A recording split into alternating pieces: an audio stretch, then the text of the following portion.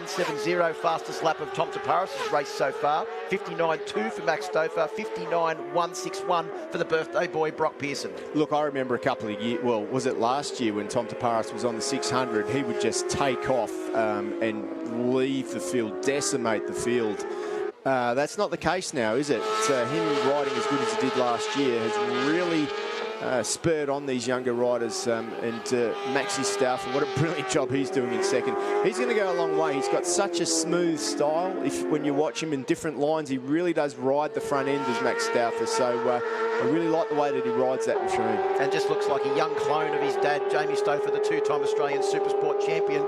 As they come down into the final corner now, the Yamaha Revs Your Heart corner. Brock Pearson, I think, has just edged a fraction closer to the back of Max's machine as well. Remember, Max Stouffer missed out on the Supersport 300 championship last year by the smallest of margins in the final race of the championship. This is only his second meeting on a Supersport 600 machine. He's doing an incredible job to essentially stay with guys that have been riding these machines for many, many years and have so much experience under their belts. Max Stouffer, only 4 years of road racing. I know we keep saying it, Steve Martin, but it is an extremely important point. Look, it's one thing to do one fast lap, but to do what he's doing out there at the moment, I mean, he's just, it's not like he's riding back. Brock Pearson up the inside, what a great move. He pulls it together, gets it back down through the gearbox, runs a bit wide, but Stouffer's relented and Pearson's gone through.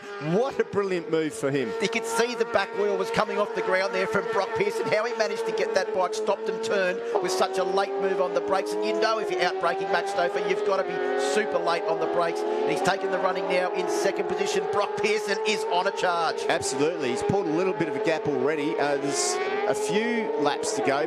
Maybe not enough to catch up to Tom Taparis, but maybe enough to put a bit of pressure on him. Well, Taparis leads. Their lead now is out to 1.5 seconds. I think maybe Brock realised that Max was just a little bit slower on that last lap, so we need to try and get past and bridge the gap to our race leader, Tom Taparis. Yeah. Behind them, Ollie Bayliss is still in fourth place.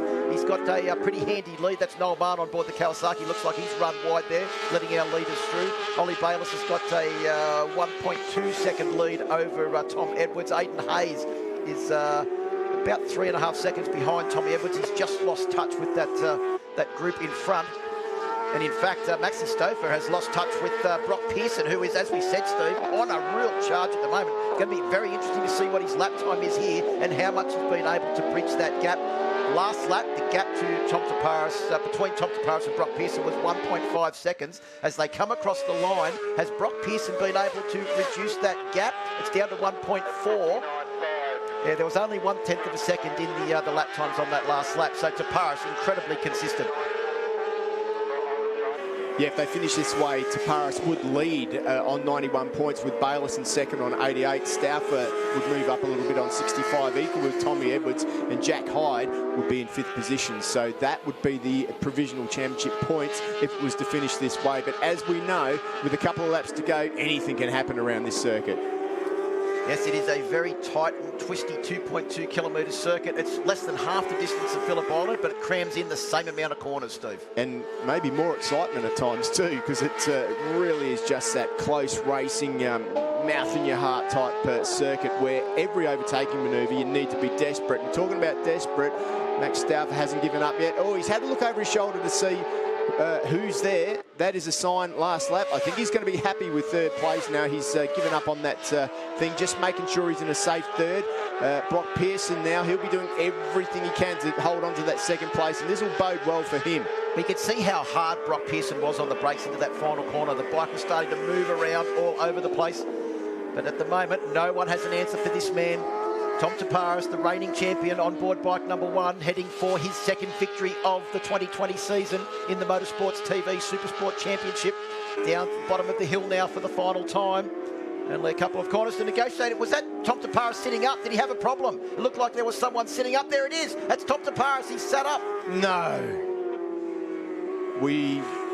No, it's not. It was just a back marker. It was a back marker. But Tom Taparis comes around the final corner on the final lap. Now he's got this under control. I was there. I thought it was Tom Taparis, but he's going to take the win. He's going to take his second win of the season. In fact, he comes across the line. Brock Pearson will take second place. The eventual winning margin for Tom Taparis is 1.6 seconds over Brock Pearson, and Max Stouffer finishes in third place and takes a new lap record with a 59.050 set after 4 consecutive fast laps from Max Stouffer and Brock Pearson. But congratulations to Tom Taparis. He takes the win. He takes the championship lead with 3 races to go in the championship.